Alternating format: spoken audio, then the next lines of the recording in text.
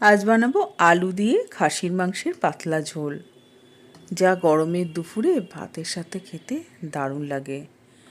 ছুটির দিনে হোক বা রবিবারের দুপুরে এরকম আলু দিয়ে পাতলা করে খাসির মাংসের ঝোল হলে দুপুরের ভাত খাওয়াটাও খুব তৃপ্তির হয়। তাহলে চলো বন্ধুরা, তোমাদের এই আলু দিয়ে মাংসের ঝোলের রেসিপিটা বানিয়ে দেখাই। এখানে নিয়েছি 1 কিলো মতো খাসির মাংস। মাংসের পিসগুলো এরকম ছোট ছোট করে কাটা আছে, একটু পাজরার দিকে পিস নেওয়া আছে মাংসগুলো, আর তার মধ্যে একটু মেটে আছে 2 পিস মতো। তো মাংসটা ভালো করে ধুয়ে জলটা ঝরে নিয়েছি। একটা বাটা মশলা বানিয়ে নেবো আগে। বাটা মশলার জন্য এখানে নিয়ে নিয়েছি পাকা লঙ্কা 6টা মতো, কাঁচা লঙ্কা 5টা, আর এখানে নিয়েছি 2টো রসুন, মিডিয়াম সাইজে 2টো রসুন ছাড়িয়ে নিয়েছি, আর এখানে 2 ইঞ্চি মতো আদা। এখন সেই মশলাগুলো সব বেটে নেব।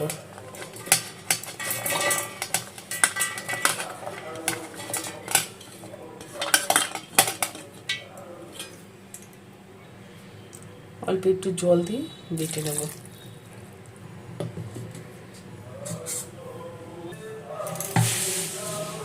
মশলাটা মিহি করে বেটে নিয়েছি। প্রথমে মাংসটা মেখে রেখে দেবো, কারণ মাংসটা সিদ্ধ হতে সময় লাগে। এর মধ্যে দিয়ে দিলাম যে পেস্টটা করলাম আদা রসুন কাঁচা পাকা লঙ্কা দিয়ে দিলাম 100 গ্রাম মতো টক দই। দিয়ে দেবো কিছু গুঁড়ো মশলা নর্মাল চামচের, 1.5 চামচ নুন, 1 চামচ হলুদ গুঁড়ো, ঝালটা বুঝে দেবেন। এর মধ্যে দিয়ে দিলাম 1.5 চামচ মতো ঝাল লঙ্কার গুঁড়ো, কাশ্মীরি লঙ্কার গুঁড়ো রঙের জন্য 2 চামচ মতো কাশ্মীরি লঙ্কার গুঁড়ো, 1 চামচ ধনে গুঁড়ো, 1 চামচ জিরে গুঁড়ো, 1/2 চামচ মতো চিনি, এখানে 2 চামচ মতো সর্ষের তেল দিয়ে দিলাম। এখন এই সব কিছু দিয়ে ভালো করে মাংসটা মেখে নেব।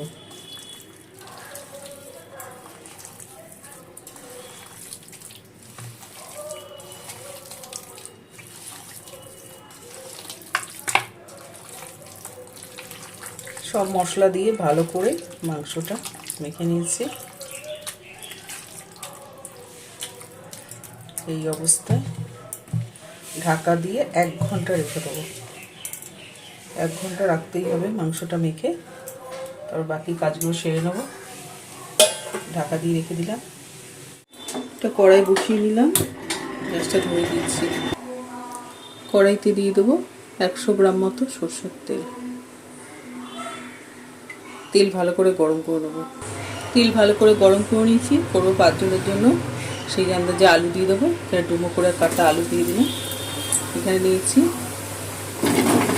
10টা মতো আলু, মাঝখান দিয়ে ডুমো করে কেটে দিয়ে দিয়েছি। দিয়ে দেবো নুন, 1 চামচ নুন দিয়ে দিলাম।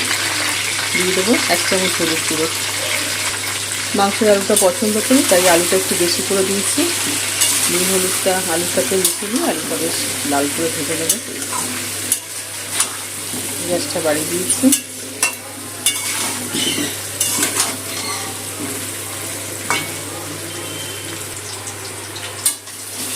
আলুটা খুব লাল করে ভালো করে ভাজা গেছে। আলুটা তেলটা থেকে আলুটা নামিয়ে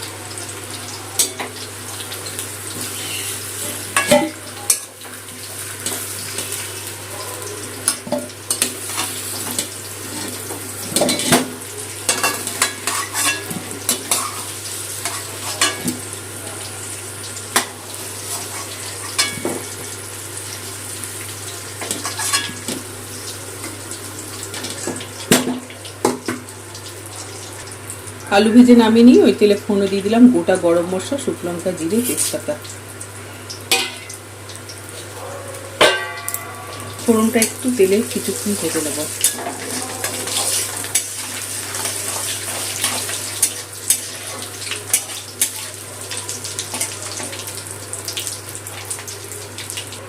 ফোড়ন ভালো করে ভেজে নিয়ে এর মধ্যে দিয়ে দিলাম 6টা মিডিয়াম সাইজের পেঁয়াজ কুচি।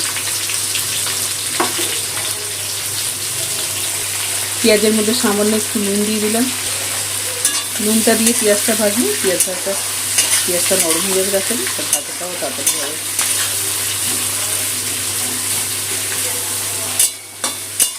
পেঁয়াজটা একটুখানি হাত দিয়ে মুছিয়ে দিয়েছি যাতে তাড়াতাড়ি ভালো হয়ে যায়। পেঁয়াজটা লাল করে ভেজে নেব। পেঁয়াজ খুব ভালো করে ভেজে নিয়েছি, লাল করে পেঁয়াজটা ভাজা হয়ে গেছে। 1 ঘন্টা যে মেখে রেখেছিলাম মাংসটা দিয়ে দিলাম। আর বাটির মধ্যে একটু মশলাটা লেগে আছে, সেটাও দিয়ে দিলাম।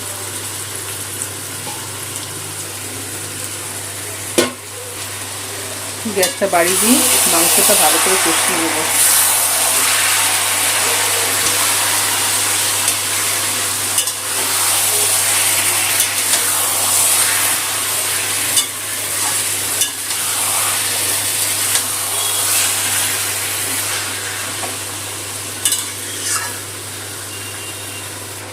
এর মধ্যে দিয়ে দিলাম একটা মিডিয়াম সাইজের টমেটো কুচি। কারেন্টটা আমাদের এখানে চলে গেছে। টমেটোটা দেওয়ার পর মাংসটা ভালো করে কষিয়ে নেব। গ্যাসটা বাড়ানোই আছে, কমানো যাবে না। টক দই আছে তো জল বেরিয়ে যেতে পারে। মাংসটা ভালো করে কষিয়ে নেব একটু সময় নিয়ে। মাংসটা বেশ অনেকটা সময় নিয়ে ভালো করে কষিয়ে নিচ্ছি। মশলার কাঁচা গন্ধটা চলে গেছে, আদা পেঁয়াজ রসুনের। মাংসটাও খুব ভালো করে কষানো হয়ে গেছে। 1/2 ঘন্টা ধরে খুব ভালো করে মাংসটা কষিয়ে নিয়েছি।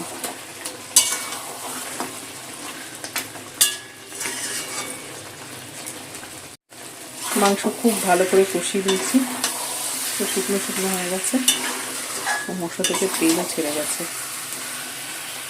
এর মধ্যে ভাজা আলুটা দিয়ে দেবো। ভাজা আলুগুলো দিয়ে দিলাম। ভাজা আলুটা দেওয়ার পর আলুটা মাংস মশলাতে একটু কষিয়ে নেব।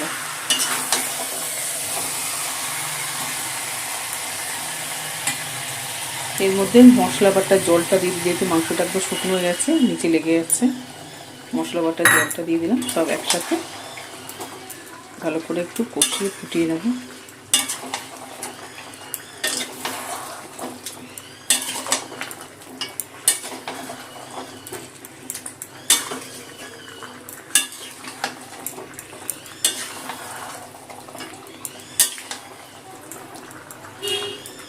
খুব ভালো করে গরম করে নিই।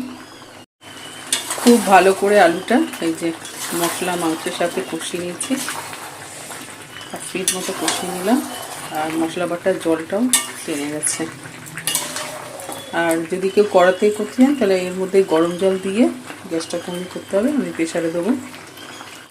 এখন মাংস আলুটা প্রেসারে সিদ্ধ করব। প্রেসারের মধ্যে দিয়ে দেবো।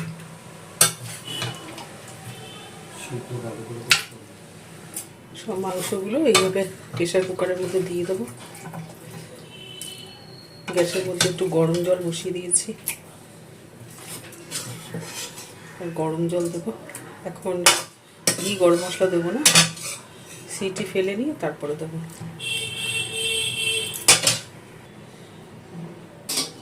কড়াইয়ের মধ্যে পরিমাণ গরম জল দিয়ে দিলাম। ঝোল রাখবো।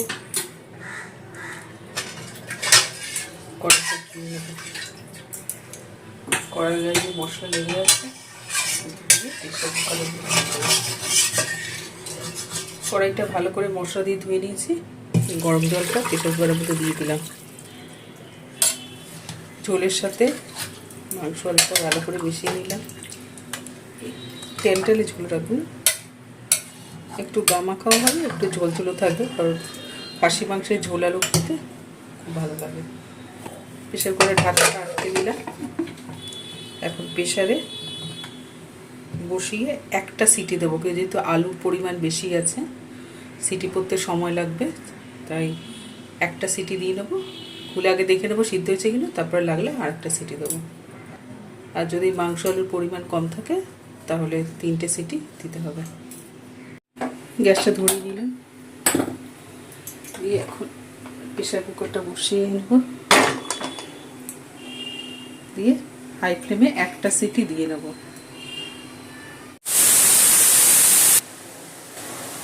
15 মিনিট পর একটা সিটি পড়ে গেল, এখন গ্যাসটা বন্ধ করে দেবো। সিটি পড়ার পরে 30 মিনিট হয়ে গেছে, বেশি করে বাষ্পটা বেরিয়ে গেছে। এখন ঢাকাটা খুলে দেবো।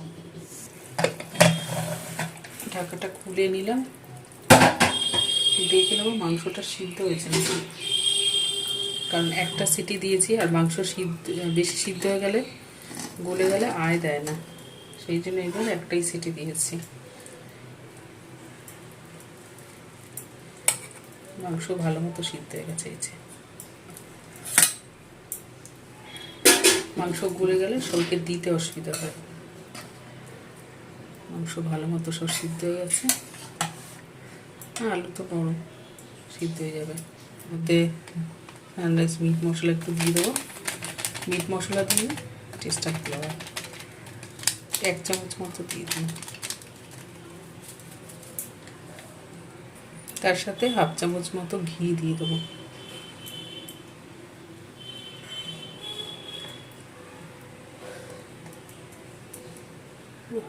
গ্যাসের উপর বসে একটু গ্যাসটা ধরিয়ে দিলাম। একটুখানি ওই ঘি গরম মশলা দিয়েছি তো, একটু ফুটিয়ে নেবো। 1 মিনিটের মতো ফুটিয়ে দেবো গরম মশলা ঘিটা দিয়ে।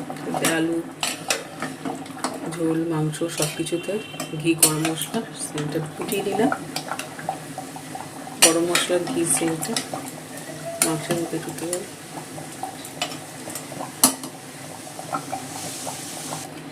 ঠিক আছে, গ্যাসটা বন্ধ করে দিলাম। তৈরি হয়ে গেল আমাদের দারুণ সুস্বাদু আলু দিয়ে খাসির মাংসের ঝোল।